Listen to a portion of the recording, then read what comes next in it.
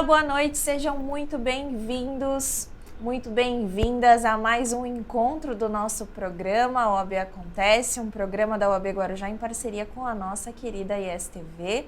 E hoje nós vamos falar aqui sobre uma campanha muito importante que aconteceu no final de semana do dia 21 e 22 de março. Então, se nesse final de semana você passou lá na 14 Bis, em Vicente Carvalho, ou na Praça das Bandeiras, lá no centro do Guarujá, você deve ter visto alguma movimentação, pessoas com camisa preta e lilás. Dá uma olhada nesse vídeo e confere como foi a campanha chamada Eles por Elas. Manifestação contra o feminicídio e todo tipo de violência contra a mulher. Nós, vocês, mulheres e principalmente os homens, para vir aqui na Praça 14 Bis ou amanhã, a partir das 11 horas, na Praça das Bandeiras, em Guarujá, para a gente dar continuidade a esse movimento que não pode parar aqui. Eles por Elas!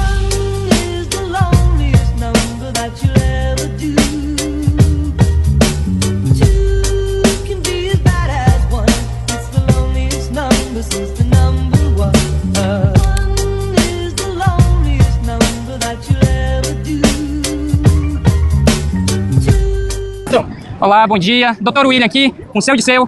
Ele veio prestigiar a campanha Eles a favor delas e ele tem um depoimento para falar. Diga lá, senhor. Eu sou contra esse feminicídio, né? Que é muito triste para as mulheres que sofrem esses problemas. E espero que seja resolvido o mais rápido possível, porque muita gente está sofrendo com isso, né? Com certeza, com certeza. Nós que temos mãe, irmãs, nossas esposas, precisam ser protegidas. Então, venha com a gente nessa campanha contra a violência contra a mulher. Obrigado. É isso aí. Obrigado, seu. Obrigado. Olá, bom dia. Dr. William, estou aqui com o seu Luiz. Veio para prestigiar a campanha Eles a favor delas. Cuidem da saúde, se tratem, que isso é muito importante. Exames preventivos é muito importante. Seu Luiz, obrigado, viu? Obrigado pelo seu depoimento.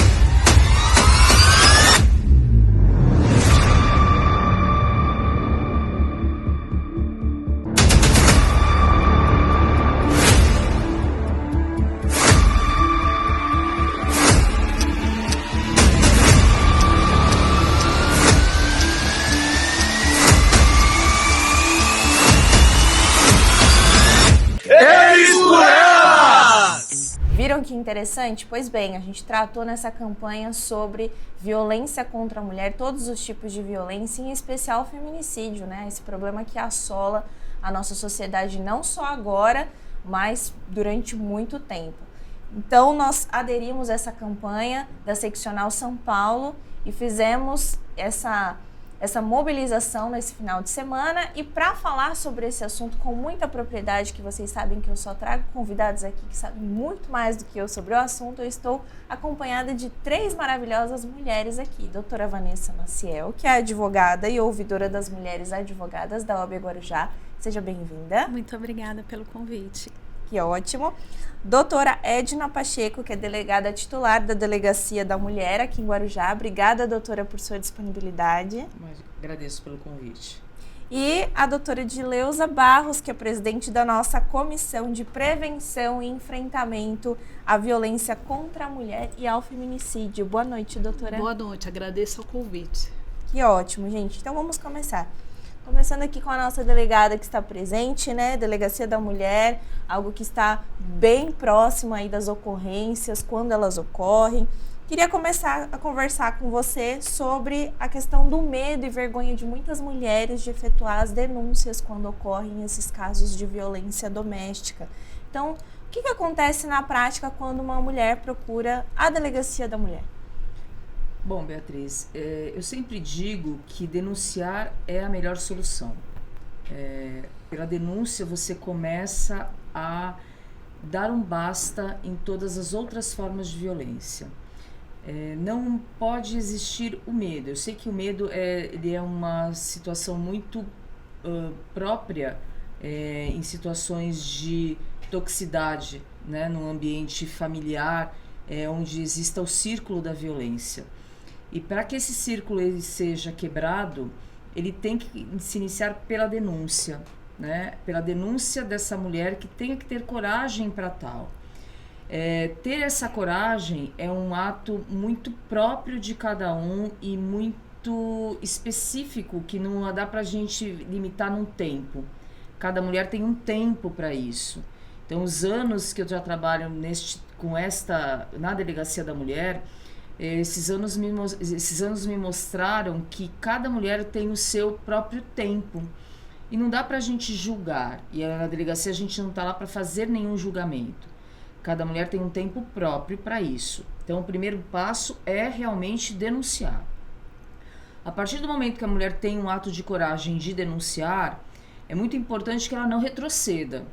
Porque esse retrocesso, muitas vezes, ele não traz muitos benefícios. A gente tem que deixar claro que ninguém muda ninguém, né? E, obviamente, que dar uma chance é um ato também de coragem, obviamente que é. Desde que essa situação ela fique bem explícita entre o casal, né? Que os limites eles sejam bem explicitados, bem colocados numa conversa muito franca, tá? Quando a mulher chega na delegacia, ela expõe o que aconteceu, né? E o registro ele é realizado. Atualmente, a maioria dos casos, eles dão ensejo à instauração de inquérito policial, com exceção dos crimes contra a honra, né? Calúnia, injúria e difamação. Os demais crimes, na sua grande maioria, eles propriamente dão ensejo à instauração de inquérito policial. Então, não mais ficam ao critério da vítima instaurar ou não o inquérito policial e nem da delegada ou do escrivão ou do investigador, isto é, dos servidores públicos. Então, eu quero deixar muito claro para as vítimas ou para as mulheres que comparecem na delegacia, que muitas vezes retornam lá e falam assim, olha, eu não quero mais tomar nenhuma providência. Isso não é mais possível, né? Então, nós temos essa vedação legislativa que nos impede, muitas vezes, de tomar algum tipo de providência nesse sentido. Só que isso, por um lado, é bom porque a vítima ela não fica refém, né? Há um trâmite desse procedimento, o promotor ele toma conhecimento do caso, o juiz toma conhecimento do caso, para que ela pense realmente no que ela pode fazer. Então, eu reputo como necessário esse procedimento. Mesmo porque, até a campanha, ela fala do feminicídio. O feminicídio é o ápice da violência. Então, o feminicídio ele não acontece por nenhum, assim, do nada, digamos assim, né? Ele é o ápice da violência. Então, ele vem de outras violências anteriores. É isso que a gente tem que entender. O feminicídio é uma morte que pode ser evitada, desde que a mulher ela tenha consciência disso. E é isso que a gente pode e deve mostrar para essas mulheres que estão nesse círculo de violência. Com certeza. É até por isso, né, doutora Edileuza, que foi criada essa comissão de enfrentamento, né, à violência. Isso. Porque nessa campanha que foi feita no final de semana, a gente entregou alguns panfletos e conversou sobre pequenas atitudes, né, que se tornam, que simbolizam e são, de fato, violência contra a mulher. Porque Exato. Começa nos pequenos atos, né? Sim. Então, qual foi a ideia da criação dessa comissão, que foi criada esse ano, inclusive, já começou com essa ação muito importante? Sim. Na verdade, Beatriz, essa comissão, ela foi criada quinta-feira passada, na verdade,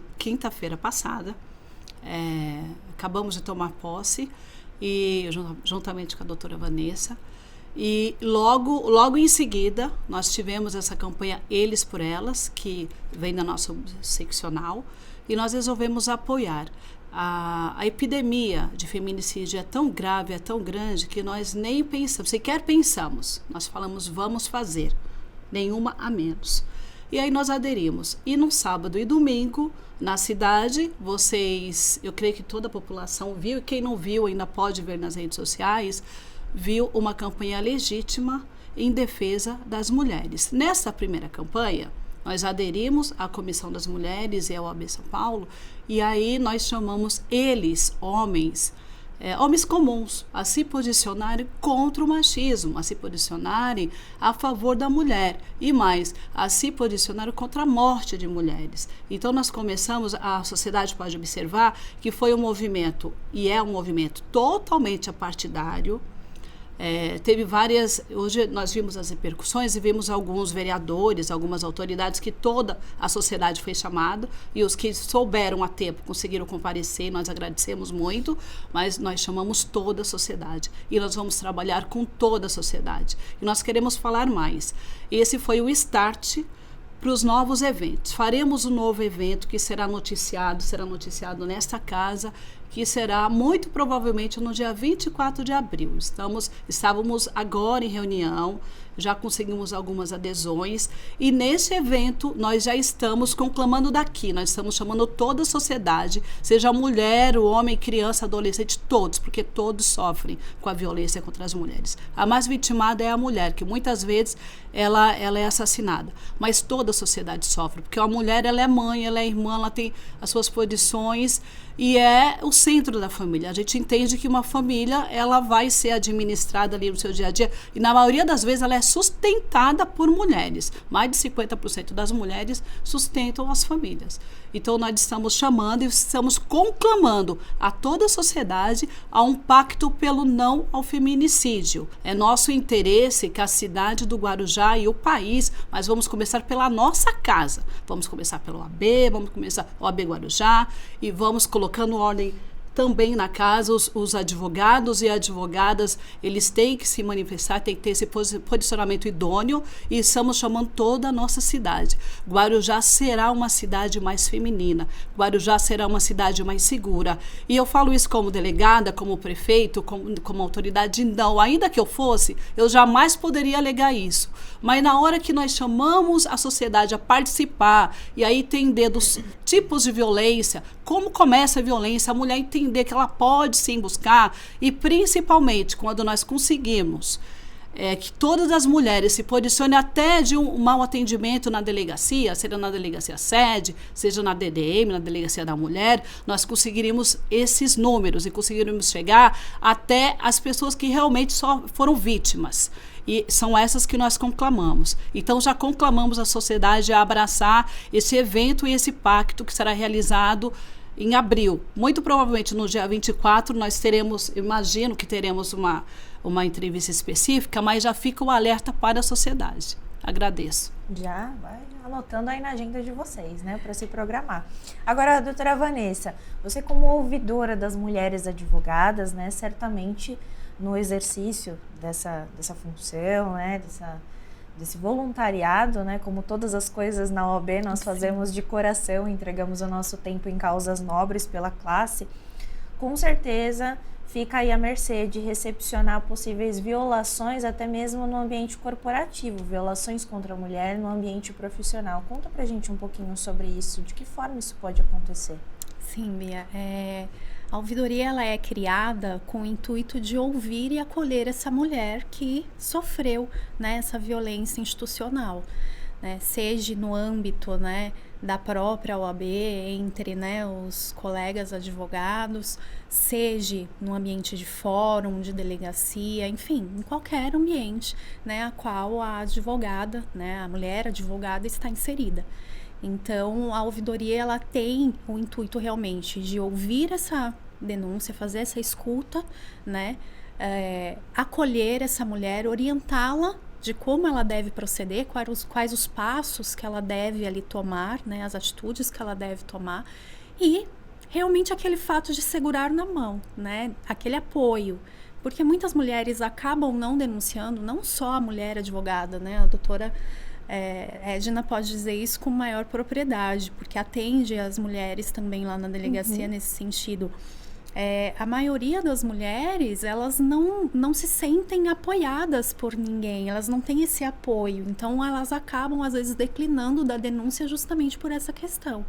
E a ouvidoria, ela tem esse intuito, né? Ouvir, fazer essa escuta realmente dessa mulher, acolhê-la e realmente encaminhá-la para que isso seja tratado, porque não é admissível, né, que ainda mais dentro do nosso ambiente corporativo a gente tenha esse tipo de situação. Ainda mais que é muito comum, né, acontecer falas que diminuam a mulher, Exato. né, que impeçam ela de fazer suas colocações.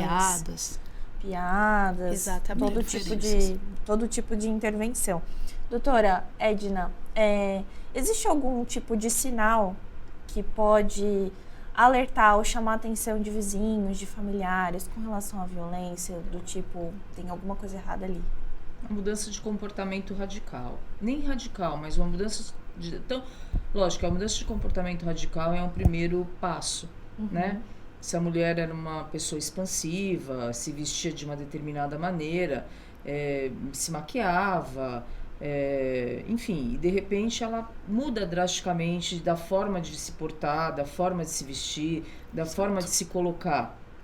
Isso pode ser uma lâmpada que se acende, né? Em relação à família, se ela tem um afastamento da família. Esse afastamento ele pode até ser paulatino. Se em festas de família existe um ciúmes excessivo, se ela não pode falar, se ela quando fala ela é cortada, se ela é desmerecida na frente de colegas, de amigos, desmerecida de uma forma geral, não só na sua capacidade de fala, mas na sua capacidade cognitiva, na sua capacidade de ser, né, de estar. Então, tudo isso são pequenas situações, podem ser pequenas ou grandes, porque a gente tem que entender que da forma que eu estou falando, as pessoas podem muitas vezes achar que isso tem que ser um ato grande. Mas não, nas sutilezas, nas brincadeiras, entre aspas, né? Você desmerecendo a pessoa que está com você há muitos anos. Isso não é brincadeira. Principalmente quando você constrange a pessoa que está consigo, né? Então, você fazer dessa forma, você menosprezando a pessoa que está com você, deixando essa pessoa numa saia justa, como se fala, é uma forma de pequenas violências que estão acontecendo, né? Você tirar o brilho daquela pessoa, não o brilho como pessoa, mas tirar o brilho do olhar. A pessoa até então estava feliz e o seu parceiro acaba desmerecendo, ou a sua parceira acaba desmerecendo, acaba fazendo comentários desabonadores a respeito da sua conduta, enquanto mulher, enquanto profissional, enquanto um comentário capacitista, né? Então isso é muito ruim. Isso pode significar que ali a situação já não está tão... não é uma lua de mel, né? A situação não está tão plena como deveria estar no relacionamento. Óbvio que a gente sabe que relacionamentos têm altos e baixos, óbvio, né? A gente sabe disso. Mas não de sempre ser assim. Então, todo o encontro que tenha de famílias, de amigos, sempre tem uma rusga, sempre tem um problema. Ou você nunca pode ir. Você nunca tem sempre tem alguma situação que te impede de ir, né? Ou você nunca pode sair sozinha. Você sempre tem que sair com aquela pessoa. Ele pode sair sozinho com os amigos, ele pode jogar futebol, ele pode viajar, ele pode tudo. Ou ela, ou a sua companheira, mas você não pode nada. Você não pode sair, a menos que seja com ele, em companhia dele, viajar com ele. São situações dessa natureza que podem causar estranheza. E aí, identificando, às vezes, né, as pessoas que estão assistindo esse programa, ela narrou essas situações, já pensou, já veio uma pessoa na sua cabeça, ou mesmo você reconheceu esse padrão, esse comportamento. Doutora Edileuza, qual é o primeiro passo a tomar? Eu entendo que a pessoa primeiro, ela deve se conscientizar da situação, verificar que não é algo normal, embora, eu ia pedir uma parte, mas aguardei, embora essas situações, é a realidade que a gente vê, eu creio que 50% das famílias hoje em dia, infelizmente, estamos trabalhando. Mas ela primeiro tem que buscar o posicionamento, entender, e dependendo do caso, ela precisa realmente, se for algo grave que coloque em risco a vida dela, ela vai ter que acionar os meios policiais, vai ter que ligar para a DDM, buscar, ou ela tem a questão dos CRAs e tem a própria OAB. E agora, a partir de agora, nós teremos um site específico, um e-mail específico, onde a mulher vai poder, de forma anônima, se ela preferir, enviar aquele e-mail e ela ser automaticamente disponibilizada para a rede, porque muitas sequer podem sair de casa, a gente tem esse detalhe. E algumas até nem possuem internet, que é esse um dos trabalhos que a gente mais quer realizar, a gente quer alcançar aquela mulher que fica ali tão dependente do marido, que não tem um celular, que não tem uma internet. E aí vocês podem falar, né? Infelizmente você pode falar, não, isso não acontece, isso acontece muito. E outra, tem algumas mulheres que sequer elas podem sair do seu local ali, da sua comunidade, e denunciar com medo de retaliação.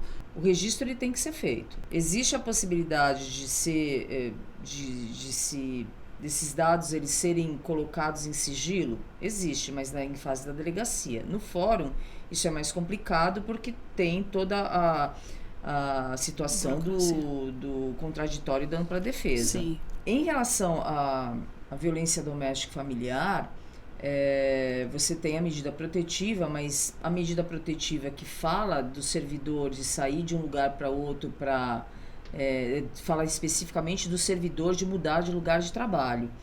Em relação à vítima em comum, o que a gente tem conseguido em algumas situações é colocar em casa-abrigo, que aqui a gente não tem no Guarujá. A gente tem a disponibilidade de Santos, né, que a gente algumas vezes já tentou fazer esse encaminhamento. Aqui teria a Casa Artemis, né, que não está em funcionamento num primeiro momento. Tem também a casa que é vinculada ao Estado, que é em São Paulo, que na maioria das vezes elas não querem ir por ser em São Paulo, né? E aí você quebra todo o contato com os familiares, porque lá existem regras específicas. Sim. E muitas vezes quando as pessoas elas são de fora, o que a gente tem tentado fazer é fazer com que essas pessoas elas possam ir para o local onde estejam os familiares, Sim. que são fora aqui de Guarujá. Sim. Até em outros estados, mas isso demanda tempo. Porque aí a gente não depende, infelizmente, a segurança pública, ela não tem um canal que faça isso de maneira imediata, né? Então, a gente tem todos esses vieses que podem ser tomados. E aí são casos mais específicos e casos mais graves. É como eu falei, nós temos, não que os casos não sejam graves, mas nós temos casos mais pontuais, que são mulheres que estão em iminente risco de vida. E aí esses casos, eles são tratados de uma maneira diferenciada, né? Por conta até de ter que sair essa mulher da situação do risco. Tá? Sim. Não são... E aí a gente tem que abrir um parênteses aqui. Em que pese o que a doutora falou, não são tantos casos dessa natureza que até então são apresentados na delegacia. Na maioria das vezes as vítimas, elas têm algum lugar para se abrigar, elas têm algum lugar para ir num primeiro momento. Por quê? Porque na maioria delas não querem ir para casa-abrigo. Sim, a gente tem essa situação, elas não querem ir para casa-abrigo, né? Até por conta de a casa-abrigo ter regras que devem ser estritamente seguidas, é um lugar onde não se conhece, é um lugar onde elas vão ter que ficar restritas àquela situação. Então, muitas vezes elas trabalham, elas têm uma outra vida e elas não querem. Aí tem a medida protetiva de urgência, eles são intimados das medidas protetivas de urgência. Alguns efetivamente cumprem as medidas protetivas de urgência, saem de casa. Então, a gente tem que deixar uma coisa muito clara aqui, que houve uma mudança, né, desde o advento da Lei Maria da Penha, onde antes de 2006, muitas vezes a mulher saía de casa para se abrigar. Com a medida protetiva, agora o homem é que sai de casa. Tem o afastamento, o afastamento do agressor. do lar é dele. Então, o que a gente muitas vezes orienta é que essa mulher não fique sozinha dentro de casa com a prole, que sempre tenha uma retaguarda para isso.